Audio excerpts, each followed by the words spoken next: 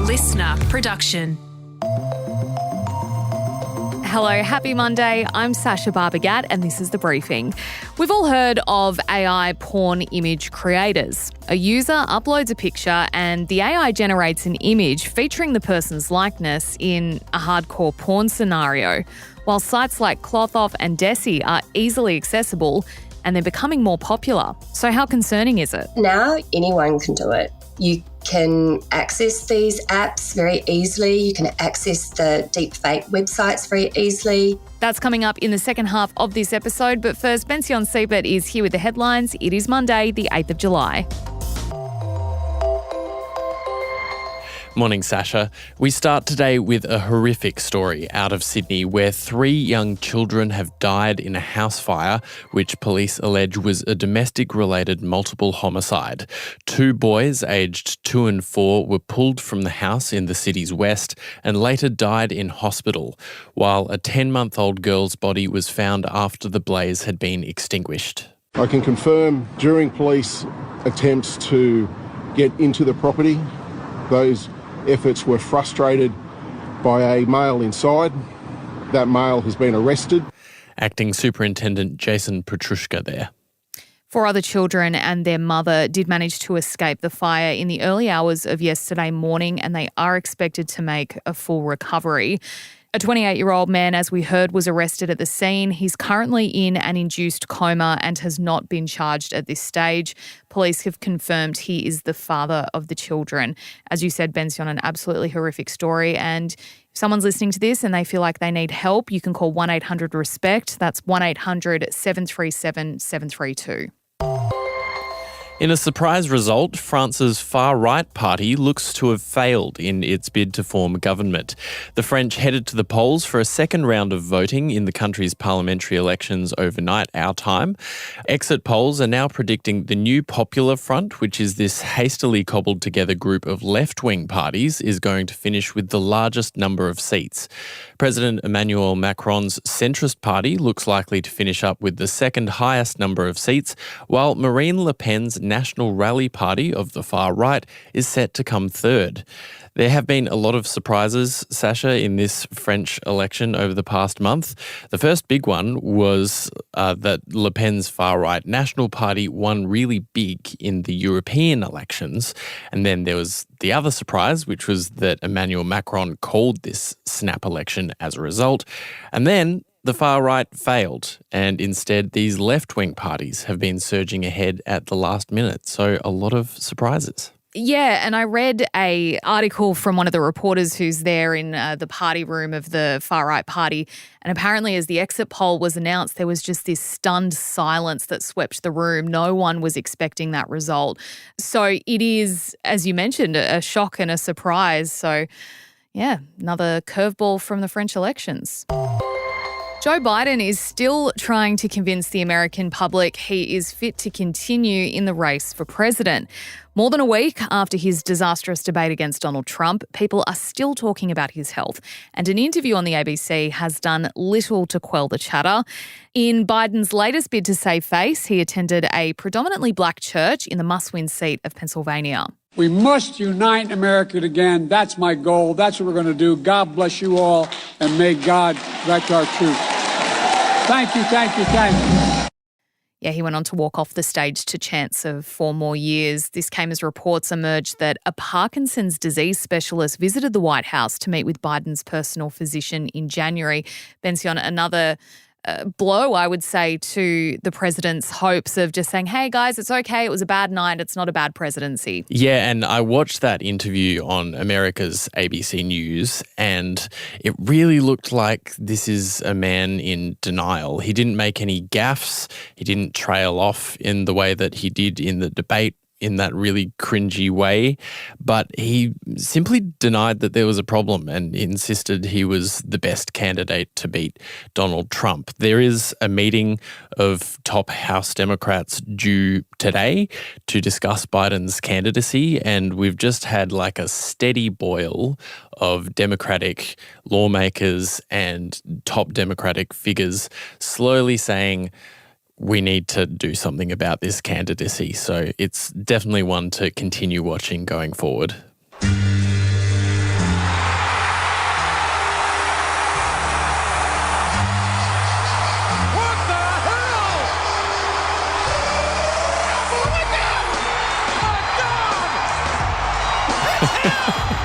And perhaps the most well-known WWE wrestler of all time, John Cena, has announced his retirement. The 47-year-old has been in WWE since 2001 and is touted as being one of the best in the world, winning the World Championship 16 times. I want to say thank you. Thank you so much for letting me play in the house that you built for so many years.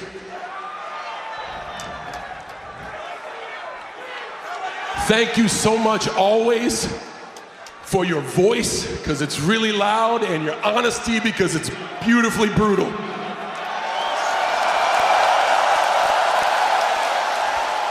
And most of all, thank you so much for allowing me to be here with you tonight, to let the whole world know that we are planning something unforgettable, which also involves me returning to Toronto to kick some ass!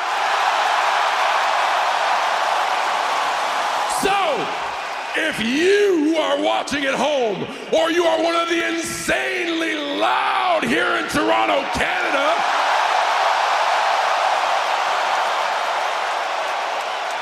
or if you're a WWE superstar, if you want some, hurry up and come get some, because the last time is now.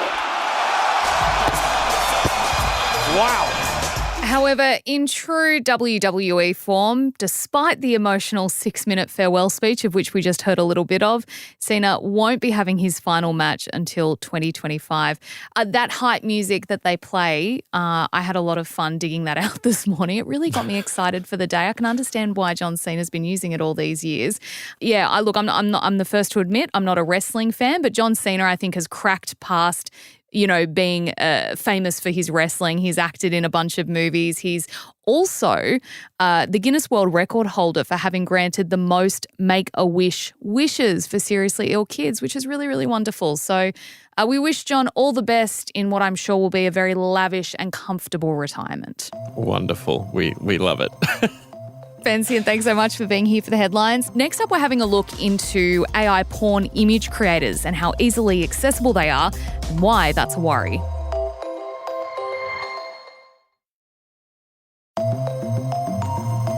We've all heard how artificial intelligence is creeping into every aspect of our lives. It was only a matter of time before it was used for harm rather than good. And pornography is a fairly logical place to exploit the new technology. Sites like Clothoff and Dessi are on the rise. A user uploads a picture of someone, clicks a button, and the AI generates an image featuring the person's likeness. In terms of Clothoff, it's a nude image. Other sites generate the victim's likeness in a hardcore porn scenario. So how concerning is it that this is becoming more widespread? And who is responsible for holding the sites to account? Professor Nicola Henry is from the Social and Global Studies Centre at RMIT University. She joins me now. Professor, thanks so much for being here. I want to start with Clothoff. An image of a person's uploaded. The AI sends back a photo of them without clothes, a nude. While the results are pretty obviously AI generated, how scary is it that this is so easy to access?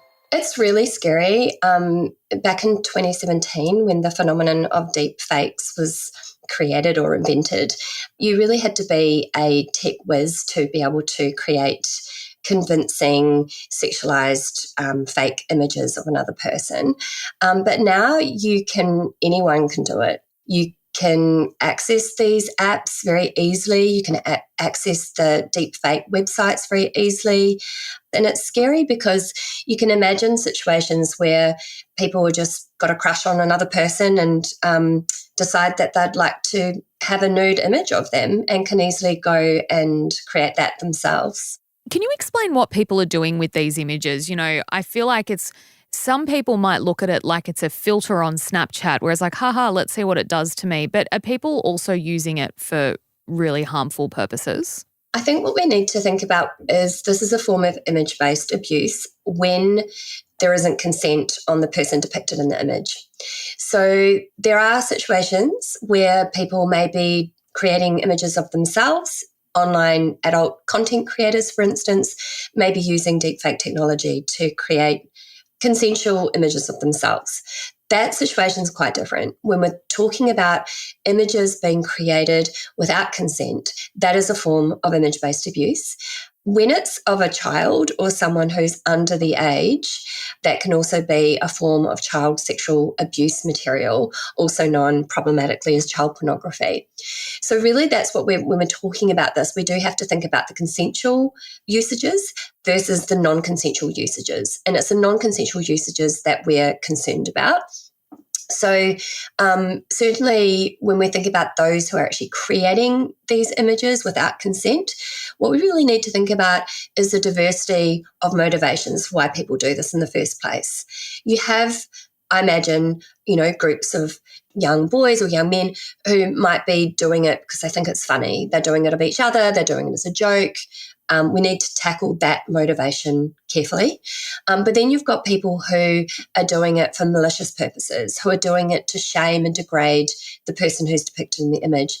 And then you've got people who are just doing it because of sexual gratification motivations or to make money, who might not necessarily have the intent on causing harm, but actually a lot of harm can be caused. And that's why it's really important to have legislation in place that doesn't require that the perpetrator intended to cause harm or distress to the individual. Your research found AI sexual abuse is more common in Australia than some other countries. Why do you think that is? So we did a survey last year across 10 different countries, including Australia. And what we found was that deepfake abuse, so deepfake pornography is the term that's also used, was more common among Australian respondents than compared to people in other countries. So what we found was that 2.4% of Australian respondents said that they had themselves created, shared or threatened to share deepfake pornography. And we found that 3.7% reported that they had been a victim of deepfake pornography in Australia. There hasn't been a huge amount of research that's been conducted on the issue of deepfake pornography. But what we can tell from the survey, when we look at the prevalence of deepfake abuse in the European countries that we also surveyed, we found much lower rates compared to countries like Australia, like the USA and South Korea. And so what we can say about that is that it's likely that in those European countries where sexuality and nudity have less stigma and less shame attached to them, that intimate images have less kind of potency as a weapon for sharing in those countries perhaps. And that might explain the distinction. So we asked, how familiar are you with the concept of deepfake pornography? And in Australia, we found that 8.2% of Australian respondents said that they knew a little bit about it or they were quite familiar with the concept of deepfake pornography. So I guess you can make some kind of connection between, having familiarity, being more aware of it, and people, if they're more aware of it, engaging in the behaviour. I want to talk regulation. Now, from what I can understand is that if you are creating the images of yourself, there are no legal issues. But if you are creating the images of someone else, there are. Is that correct? That's correct. But just keeping in mind, when we're talking about adolescents and children, there are child pornography laws in Australia, also known as child sexual exploitation material laws. So if you're an underage person and you consensually create your own intimate images, whether they're digitally altered images, whether they're real images, you can actually be charged under those laws in Australia and certain Australian states and territories. But as an adult, if you consensually create and or share your own intimate images, then obviously that's not a criminal offence. But if you do not have consent of the person depicted in the image, whether it's a child or an adult, it can be a criminal offence, definitely in Australia, but also in other countries around the world. Is the government looking at these sites actively and looking at ways to better regulate them or shut them down? In Australia, recently, the federal government introduced a new bill that will reform the Criminal Code Act, which means that a new standalone offence has been created for image-based abuse under the federal telecommunications legislation. And a new aggravated offence has also been introduced. So if someone shares, for example, digitally altered intimate images of another person without their consent, and they also created that content, then they can be liable for an aggravated charge, which has a hefty penalty of up to 7 years imprisonment. There's also the Online Safety Act, which is a federal piece of legislation which provides a civil remedy scheme for a range of online abuse behaviours, including cyberbullying, adult cyber abuse, but also image-based abuse. So if someone has shared intimate images of another person without their consent, or if they're threatened to share intimate images, including digitally altered images, then the Office of the E-Safety Commissioner, that's Australia's independent online safety regulator, they can actually issue hefty civil penalties against individual users, but also tech companies for failure to remove the content. And there's a bunch of other remedies that scheme empowers the E-Safety Commissioner to act on. Do tech companies have a bigger responsibility here? Like, what is the expectation for Google, Meta, Apple? Like, what should they be doing and are they doing it? So this is something we've really seen over the last few years, is increasing regulation of the tech industry. And certainly in Australia, Australia's a leader in this regard. This is a problem that needs to be tackled at a whole range of different ways. And the platforms have a lot of capacity to take action on this issue. They can take down the content, they can ban or suspend user accounts, they can restrict searches on search engines, they can ban advertising or code behind certain deepfake tools. They can prohibit the creation of non-consensual deepfake pornography on the AI tools that are available, the generative AI tools that are available to create fake imagery. They can also use watermarking to identify fake or authentic images. And they can also issue nudges to warn users about sharing non-consensual intimate images, or they can remind users about the importance of consent.